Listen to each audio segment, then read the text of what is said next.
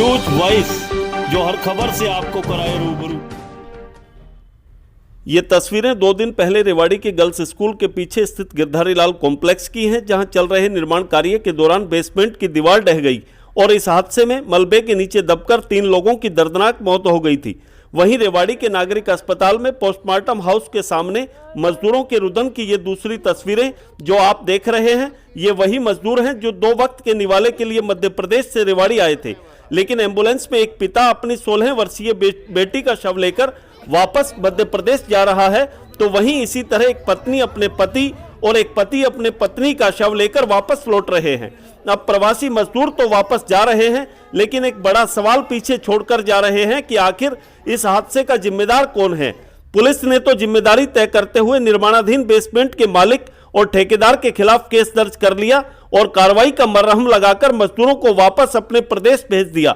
लेकिन सबसे बड़ा सवाल यह है कि क्या इस हादसे को रोकने के लिए नगर परिषद के अधिकारियों की कोई जिम्मेदारी नहीं थी? अगर समय रहते अवैध रूप से हो रहे इस निर्माण कार्य को रुकवाकर कार्रवाई करते तो आज 3 जानें नहीं जाती। लगता है कि नगर परिषद के अधिकारियों ने शहर में हुए इस तरह के करीब आधा दर्जन हादसों से कोई सबक नहीं लिया। अगर सबक लिया होता तो अवैध निर्माण करने वालों के खिलाफ कार्रवाई होती और 3 जानें नहीं जाती।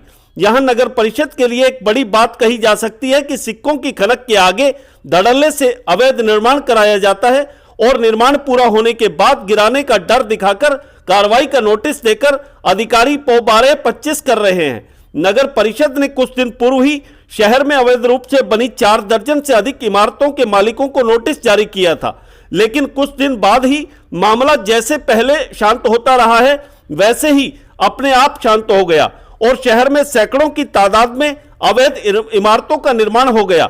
अब सवाल यह है कि आखिर इन अवैध इमारतों का निर्माण कैसे हुआ, इसकी भी जांच होनी चाहिए। लेकिन लगता है कि नगर परिषद के घोटालों की जांच कभी नहीं होगी। भ्रष्टाचार मुक्त शासन देने का दावा करने वाली खट्टर सरकार ने भी जांच करने का दम नहीं दिखाया। शहर में अवैध निर्माण के चलते पहले भी कई हादसे हो चुके हैं, कई मजदूरों की ऐसे ही हादसों में जानें भी जाती रही हैं, लेकिन नगर परिषद के अधिकारियों पर इसका कोई फर्क नहीं पड़ा।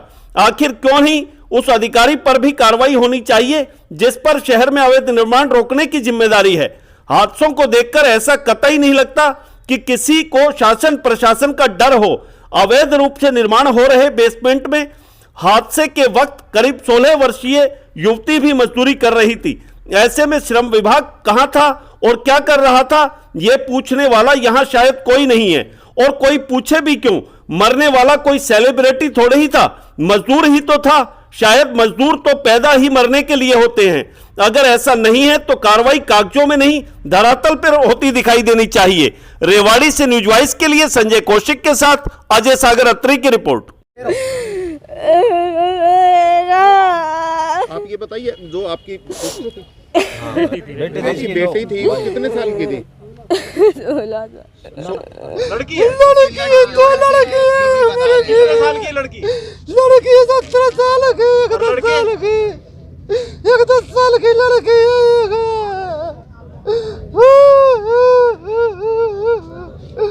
आपकी बेटी का क्या नाम था? रश्मि था। 2006 का जन्म था। 16 साल की बच्ची थी आपकी। मजबूरी में लगाया हुआ था। मजबूरी में लगाया जाए। 8 बजे आ गए थे, कोई नहीं आया। पूरी रात सारी बात बैठी रही वहीं पर।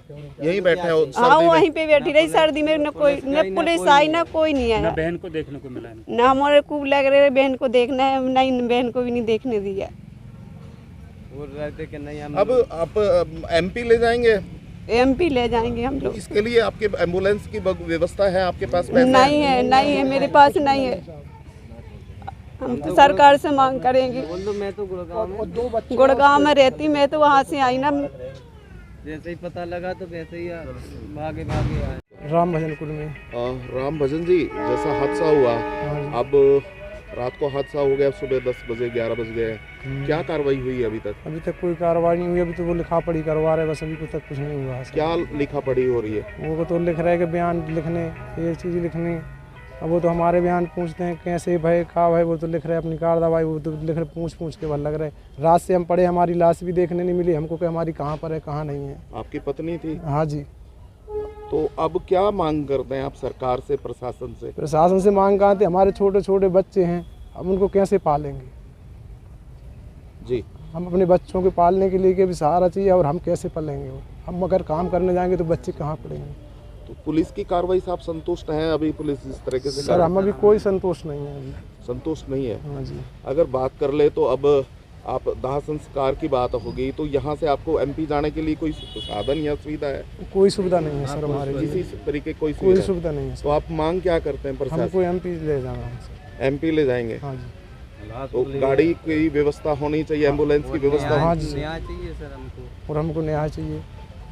उस समय रेस्क्यू ऑपरेशन करके और आम पब्लिक और प्रशासन की मदद से हमने वहाँ से 4 व्यक्तियों को निकाला, जिसमें एक व्यक्ति जिंदा है, बाकी 3 को हॉस्पिटल द्वारा डेड घोषित किया।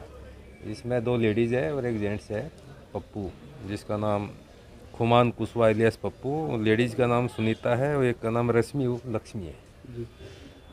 रात को बॉडी को हमने मोर्चरी में रखवा दिया था। सुबह जो सुनीता का हस्बैंड और बाकी जो परिजन आए हैं, उनकी शिकायत पे हमने जो ठेकेदार है प्रेमचंद, इसके अलावा जो दुकान मालिक है, इनके खिलाफ हमने शिकायत लेके FIR लॉन्च कर दोनों के खिलाफ, ठेकेदार और मालिक के खिलाफ? फिलहाल दोनों के खिलाफ किया है, और इसमें जो NGT के आदेश है उसके अकॉर्डिंग हम सेक्शन 188 की कार्रवाई करें साथ। एक इसमें बच्ची भी, नाबालिग भी है जिसकी मौत हुई है।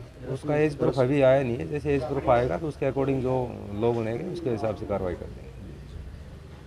अभी अगर अब बात कर ले मजदूरों की, तो अभी आरोप लगा रहे थे कि पुलिस की कार्रवाई से वो संतुष्ट नहीं है, ऐसी भी बता रहे हैं अभी? मेरे नोटिस में कोई बात आई नहीं है, तो मैं यहीं खड़ा हूँ, मेरे से बताएं।